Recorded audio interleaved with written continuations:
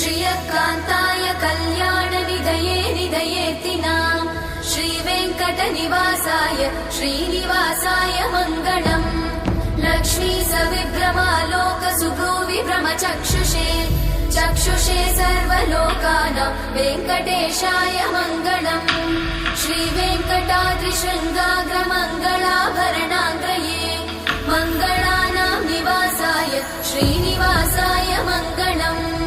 सर्वावयव सौन्दर्य सम्पदा सर्वचेतसां सदा सम्मोहनायास्तु वेङ्कटेशाय मङ्गलम् नित्याय निरवध्याय सत्यानन्द चिदात्मने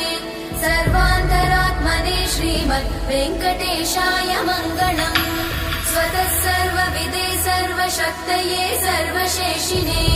सुलभाय सुशीलाय वेङ्कटेशाय मङ्गलम्